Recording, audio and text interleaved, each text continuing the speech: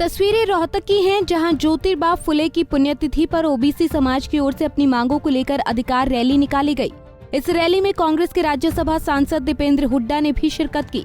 इस दौरान उन्होंने मीडिया से रूबरू होते हुए पेपर लीक, एचपीएस की नौकरियों में गड़बड़ी और किसानी मुद्दे को लेकर सरकार को घेरा। पहले की सरकार में जो एचपीएससी के जो चेयरमैन थे वत्स साहब, जनरल डीपी वत्स, उनकी कार्यशैली कैसी रही है हम कुछ नहीं कहेंगे। भाजपा ने उनको ज्वाइन कराकर उनको राज्यसभा के सदस्य में भेजने का काम किया।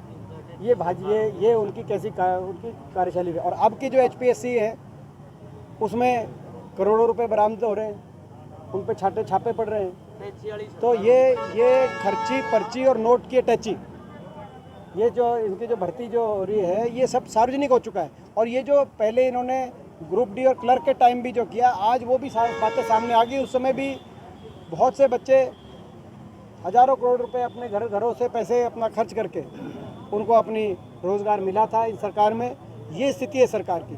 और ऐसे जब करोड़ों रुपए मिले तो आप उनसे ये पूछा जाए नागर साहब से कि ये कौन सी भर्ती के उन्होंने लिए, ये पूछा जाए क्या? तो नंबर 1। नंबर 2, सरकार से पूछा जाए किसने लगाया था, क्या मुख्यमंत्री जी ने लगाया था या किसी और मंत्री ने लगवाया था इनको? पता चाहिए पता। इसीलिए हमारी मांग है कि उच्च स्तरीय जांच, किसी सिटिंग हाई कोर्ट के, सुप्रीम कोर्ट के जज के निगरानी में जांच। ये जो भर्ती घोटाला है हरियाणा के अंदर, बहुत बड़ा भर्ती, 38 पेपर लीक हुए हैं। व्यापम घोटाले में 14 पेपर लीक हुए थे, पूरा देश हिल गया था। यहाँ 38 पेपर लीक हो गए। कल जब सत्र शुरू हो और इन 3 कानूनों की वापसी पे चर्चा चले अगले 2 दिन, उससे पहले सदन के अंदर सरकार माफ़ी मांगे 670 उन परिवारों से जिन्होंने अपना कोई इस आंदोलन में खोया है, जो किसान जिन्होंने जान कुर्बान कर दी इस आंदोलन में, इन धरनों पे लखीमपुर के समेत। और दूसरा, दोनों सदन शोक प्रस्ताव और श्रद्धांजलि उन 670 किसानों के प्रति व्यक्त करें, श्रद्धांजलि प्रस्ताव लाया जाए। मैं स्पीकर लोकसभा और चेयरमैन राज्यसभा जो उपराष्ट्रपति भारत के, उनसे मैं मांग रखना चाहता हूं कि कल 2 बातें, जैसे मैंने कहा कि सरकार माफ़ी मांगे और सदन एक श्रद्धांजलि दे उन किसानों को, और उसके बाद कल जो है ये 3 कानूनों की वापसी की कार्रवाई शुरू हो, ऐसी हम मांग करते हैं। इसके अलावा जो बाकी किसान आंदोलन की जो बाकी मांगे हैं, उन मांगों को सरकार को किसानों के संगठनों के साथ बैठकर उनका सार्थक हल निकालना चाहिए। अगर सरकार ये हमारी पहले बात मानती, जो मैंने सदन में कहा था, तो इनमें से ज़्यादातर पावन दिवस पे ओबीसी समाज के बहुत से जो प्रबुद्ध लोग हैं, इन्होंने महात्मा ज्योतिबा फुले जी के विचार, उनके आदर्श लेकर एक संकल्प यात्रा, एक पद यात्रा, ओबीसी समाज अधिकार पद यात्रा निकालने का आज निर्णय किया है। मैं सभी को बहुत बहुत शुभकामनाएं देता हूं।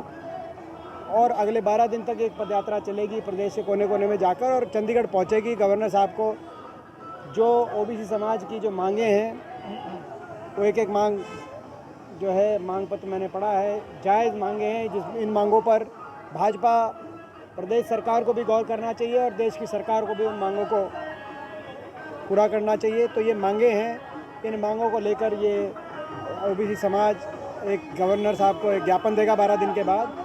तो आज ये इसका पदयात्रा की शुरुआत का प्रारंभ का कार्यक्रम था, और मैं सभी को बहुत बहुत शुभकामनाएं देता हूं इस पदयात्रा के। इस दौरान दीपेंद्र हुड्डा ने हरियाणा लोक सेवा आयोग में हुए घोटाले पर बोलते हुए राज्यसभा सांसद जनरल डीपी वत्स पर भी तंज कसा।